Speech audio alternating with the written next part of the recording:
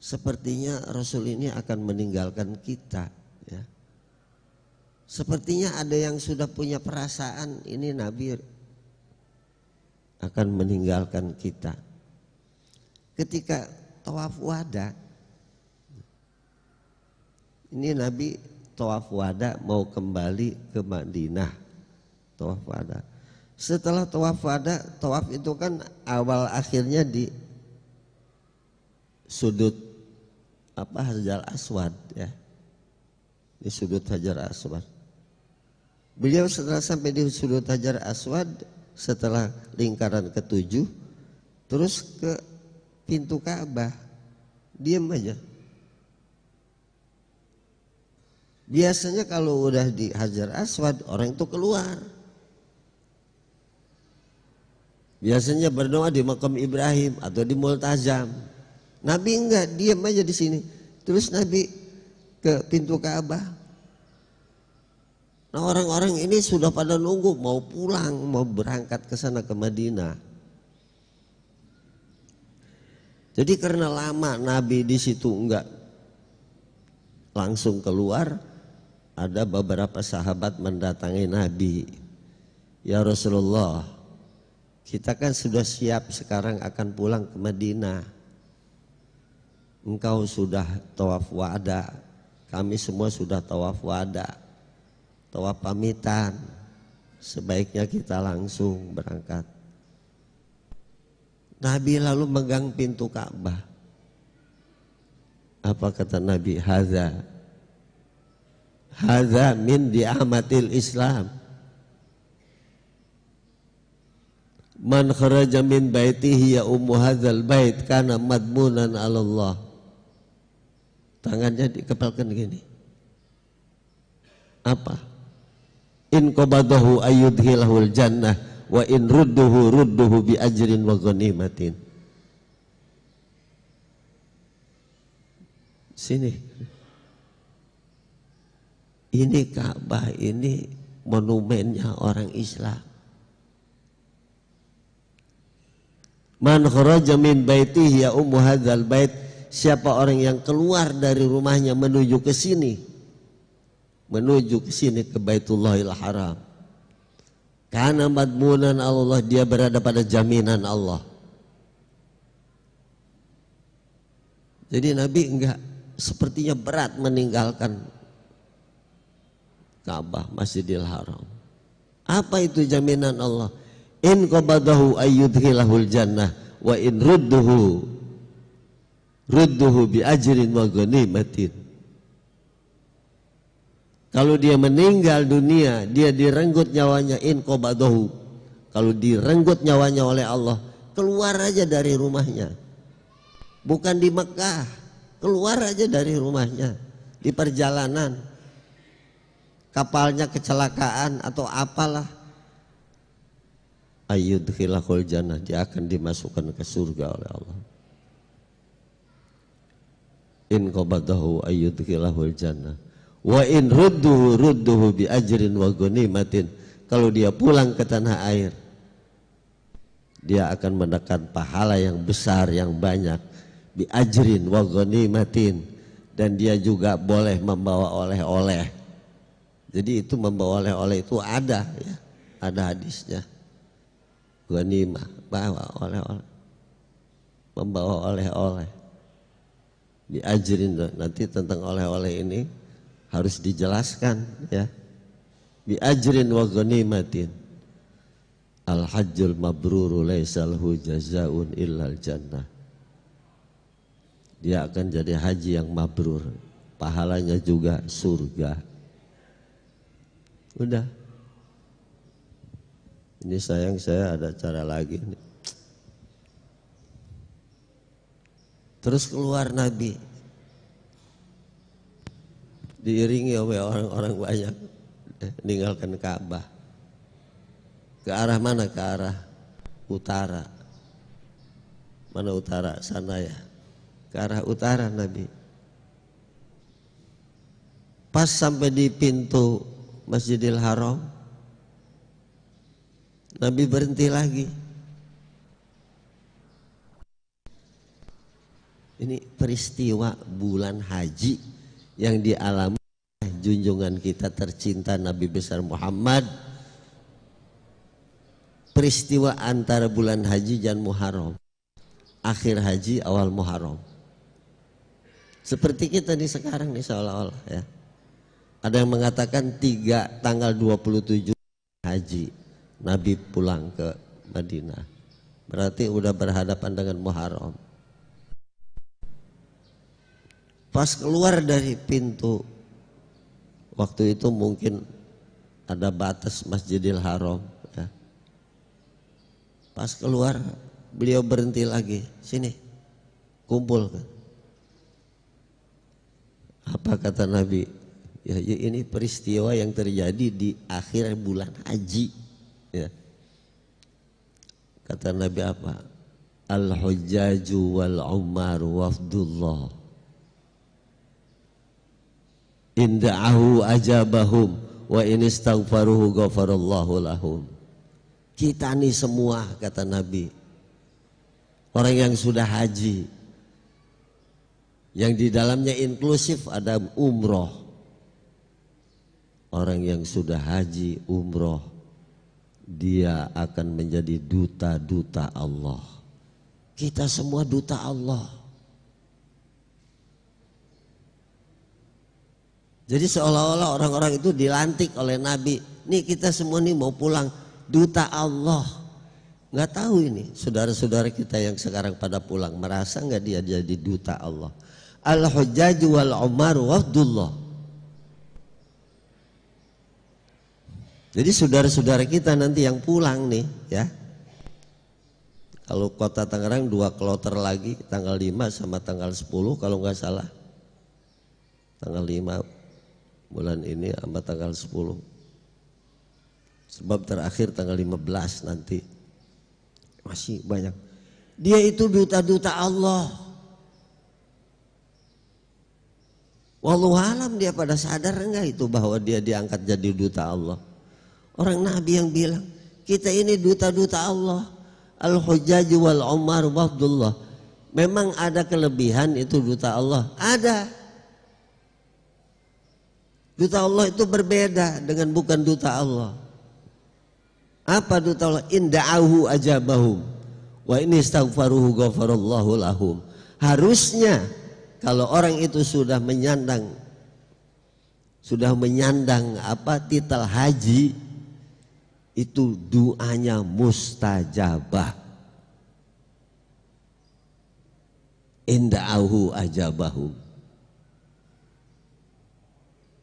wa ini istaghfaruhu ghafarallahu lahum. Kalau dia mintakan ampun, Allah akan memberikan ampunan pada kita. Inda'ahu ajabahum wa ini istaghfaruhu ghafarallahu lahum. Jadi martabat orang haji itu enggak main-main.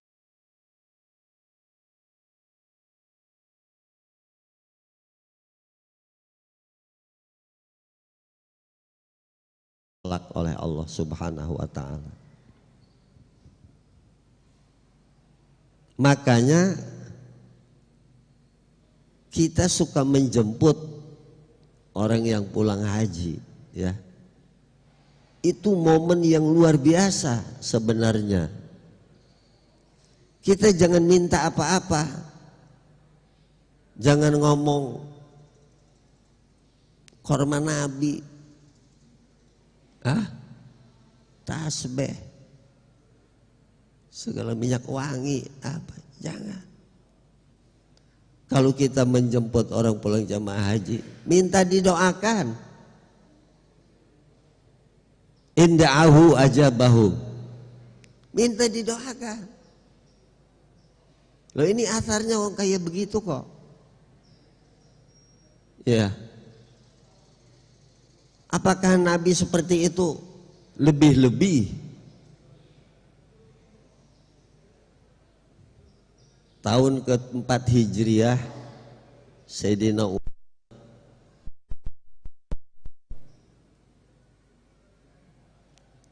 beliau datang kepada Nabi, ya Rasulullah, saya mau umroh. Saya sudah kangen juga sama saudara-saudara saya yang ada di Mekah. Mudah-mudahan yang masih musyrik mau saya bujukin supaya masuk Islam. Jadi tahun keempat hijrah itu ketegangan antara musyrik dengan orang Islam itu udah mulai agak kendor ya, udah agak reda. Umar meneliti bagaimana sih, apa orang musyrik itu masih marah aja sama Nabi apa bagaimana. Tapi beliau pengen sekaligus umroh. Terus dia minta didoakan. Dipeluk oleh Nabi Umar. Dibisikkan di telinga kanannya, zawadakallahu taqwa fa inna khaira zadi taqwa. Semoga Allah membekali engkau dengan takwa, sebab sebaik-baik bekal orang umroh adalah takwa. Terus dilepas oleh Nabi. Pas dilepas, Umar tidak langsung pergi. Zid ya Rasulullah bidu'aika. Doanya tambahkan lagi, kata Umar. Dipeluk lagi sama Nabi. Dibisikkan di telinga kirinya, yassarakallahu amraka haitsu ma kunta. Semoga Allah memudahkan segala urusan engkau dimanapun engkau berada. Setelah itu apa kata Nabi? Ghafarallahu dzambaka. Semoga engkau diampuni oleh Allah dosa-dosa engkau. 3 doanya. Jadi kalau kita melepas orang mau haji, mau umroh, ya suka ada walimatus safar apa. Satu, semoga dia dibekali takwa.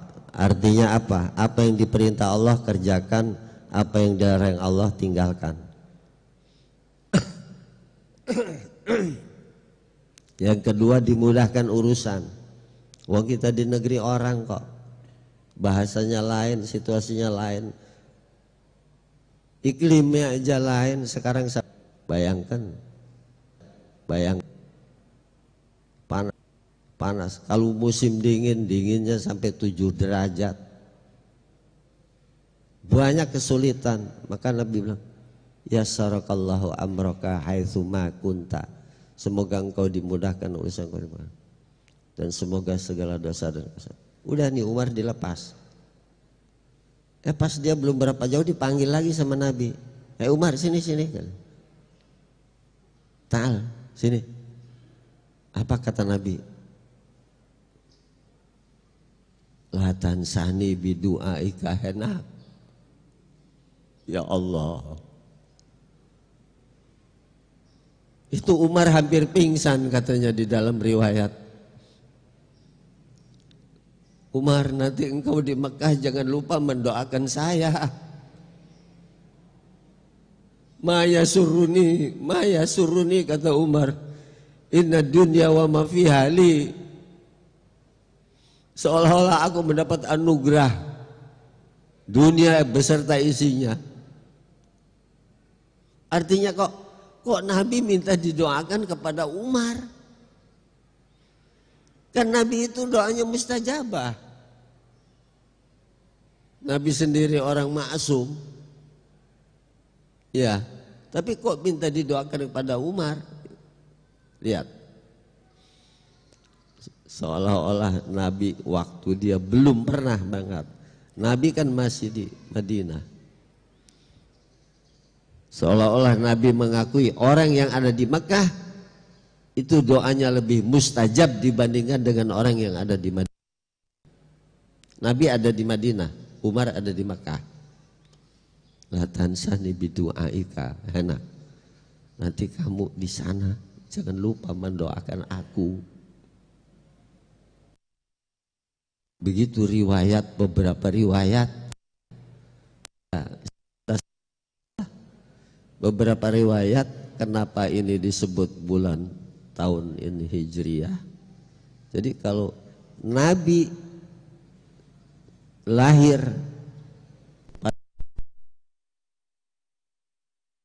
yang dijadikan patokan, ya. Ketika Nabi hijrah berarti umur beliau itu 53 tahun. Sebab apa? Sebab Rasul di Madinah 10 tahun. 10 tahun wafat. Hijriah, waktu hijrah 53 tahun. Berarti Nabi itu lahir tahun 53 sebelum hijrah. Umur 53 tahun dijadikan bulan ke-1. Udah. Ceritanya di zaman Umar, setelah Nabi, khalifahnya Abu Bakar, Umar. Umar ini sering pusing, datang surat-surat yang dari mana-mana, dari Mesir, dari mana, tanpa tanggal. Sebab memang belum ada penanggalan, ya. Akhirnya Umar sering tanya, ini surat itu sering dari tangan ke tangan. Dari si A dikirimkan ke si B dikirimkan ke si C. Terus baru sampai ke Medina, ke Umar. Jadi kadang-kadang Umar jadi bingung, ada surat yang seolah-olah peristiwanya sudah keliwat, kedaluarsa dan sebagainya. Akhirnya Umar ingin ada penanggalan. Maka penanggalan itu dirundingkan, ya. Setelah diadakan perundingan, ditetapkanlah tahun pertamanya adalah tahun di mana Nabi hijrah.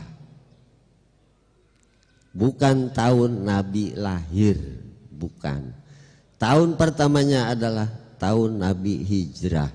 Sebab hijrah inilah yang akhirnya menimbulkan kekhalifahan Islam dan sebagainya dan adanya kemajuan Islam. Bukan tahun Nabi dilahirkan, tapi tahun Nabi hijrah. Ternyata Nabi hijrah itu juga di bulan Rabiul Awal. Nabi lahir di bulan Rabiul Awal. Sayyidina Ali protes, nggak mau.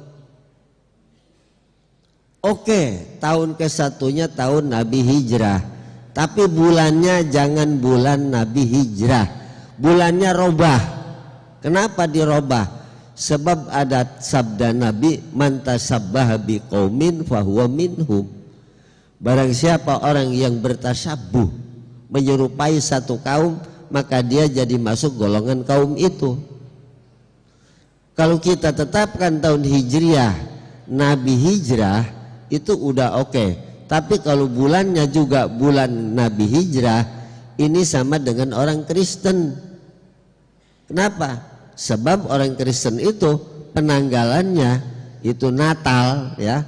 Natal itu akhirnya ke Januari, itu adalah hari lahirnya Nabi Isa alaihis salam. Jangan kita jangan begitu. Tahunnya aja yang kita ambil, tahun Nabi hijrah tahun ke-1.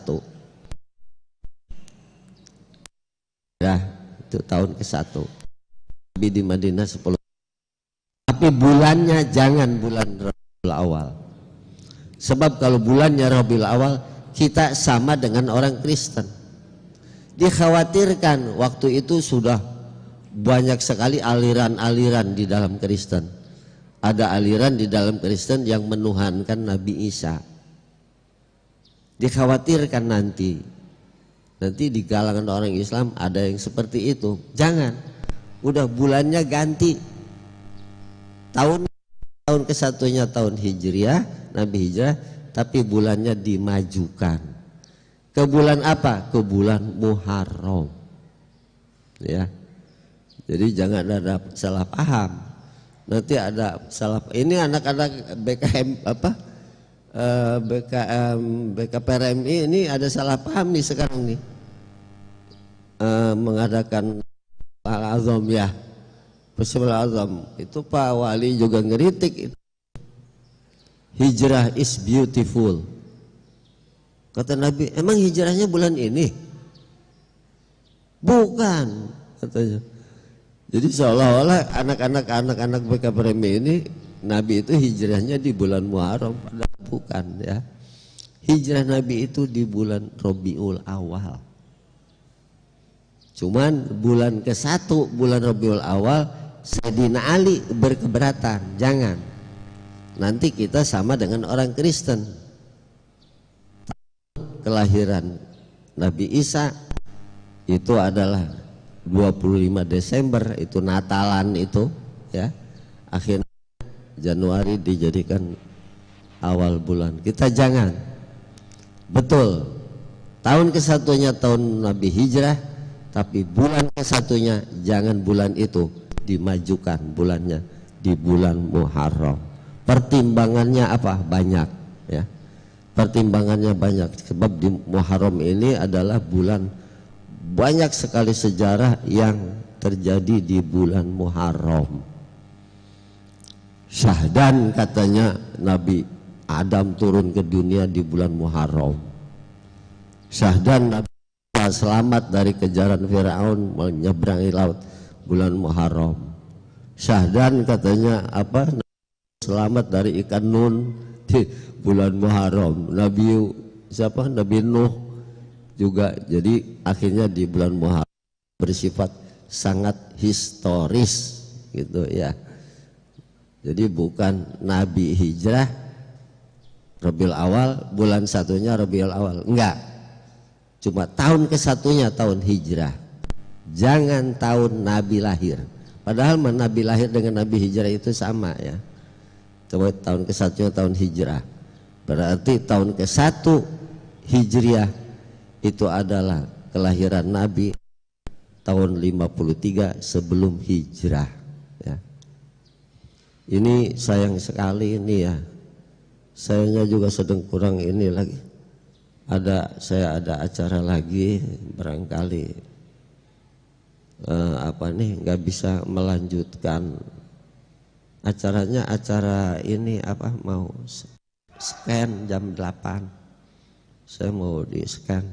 Jadi ada batu di ginjal katanya, karena usia saya sudah 84. Ini hari ini 85 saya jadi sini. Ya, saya lahir 1356 Hijriah. Berapa jadinya? 85 ya. Kalau sekarang 1441 Hijriah 85. Saya kira itu para bapak. Jadi jangan, saya hanya ingin menyampaikan, jangan ada salah paham. Jangan mengira bahwa Nabi hijrah bulan Muharram, bukan ya. Nabi hijrah di bulan Rabiul. Tapi kenapa disebut ini tahun Hijriah? Memang iya, tahun ke-1-nya adalah tahun kita Nabi hijrah, itu dijadikan tahun ke-1. Bukan Nabi lahir dijadikan tahun ke-1, bukan. Kalau Nabi Isa gampang. Nabi Isa kalau hidup umurnya berapa sekarang? Ya 2019 tahun. Sebab kalau Nabi enggak ya. Nabi lahir tahun 53 sebelum hijrah. Tahun 53 sebelum Hijriah. Kalau Nabi Isa tahun ke-1 Masehi ya. Saya kira itu para bapak, para ibu, saudara-saudara sekalian ya.